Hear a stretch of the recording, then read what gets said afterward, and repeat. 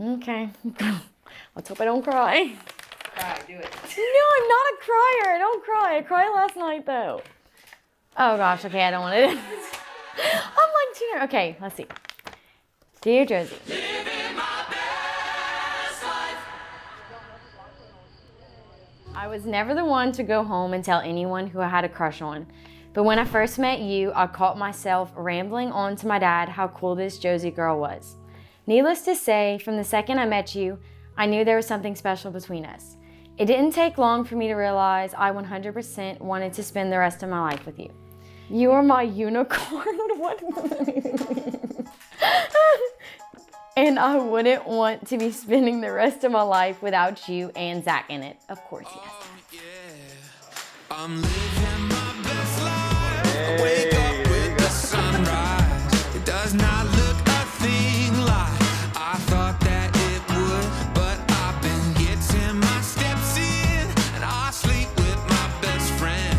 It's the best that it has been in a long time. I'm living my best. So his sister Brayton introduced us, and he was making fun of my cousin. So I was like, oh, I kind of like him. He's making fun of my cousin. No one ever made fun of him. So that was pretty much. Where's Paul, Joe, and Josie? And they were in the truck listening to Classic Country Saturday Night. And they wouldn't get out. And I was like, what are they doing in the truck? Like, oh, we're just listening to country music. That was so awkward because I thought we were getting fussed at. I think I took the first official. Yeah, you did. You took the first picture of us. And my second thank you goes to, of course, Paul and I almost said Christy, Josie. I don't have your name written down in front of me right now, no. So I'm just saying, I might call you Christy later. We'll see. Okay.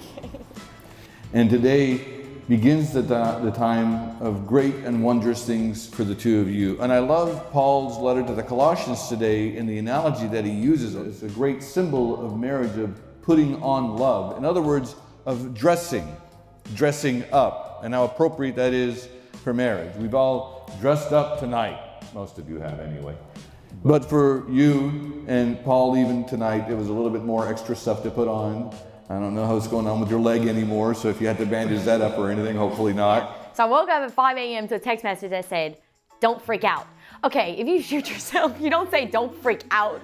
Like, are you serious right now? He told me 2 days ago that when his mom and dad walked back from the accident, they were trying to get to him and stuff to make sure he was okay because they didn't even tell him what was wrong. And he said the first thing he told him was that he wanted them to know that he wants to marry me and that he had asked my dad for my hand. Well, I had my accident, so I was on crutches and in a boot still, so I couldn't walk at all. And I had a business meeting that night, and we had good food there. We had catered to us, and I didn't eat the whole time. And she's like, "What's wrong? What's wrong?" I'm like, "No, I'm just not feeling good." All day he didn't eat, and I was like, "This is weird." Like, he eats all the time, like so much. And then after that, we went to my camp, and that's whenever I popped the question. He's trying to position me. I'm like, "What are you doing?" And then next thing you know, he's getting down, and I'm like, on his bad leg. I'm like, "Oh my gosh, what's happening?" And then I look, I'm like, "Oh my gosh, that's Melise. You're proposing. Oh my gosh, I'm freaking out. What do I do? What do I do? I have stuff in my hand. Oh my gosh, what do I do? What do I do?" He's like, "Josie, shut up." Let me ask you. I was like, okay. I finally got to eat. And I sleep with my best friend.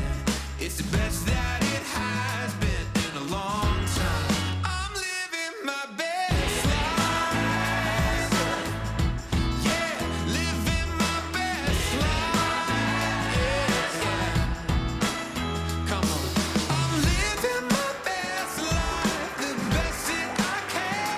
No more worries, stress life, 'cause I'm done with it. I'm enlightened.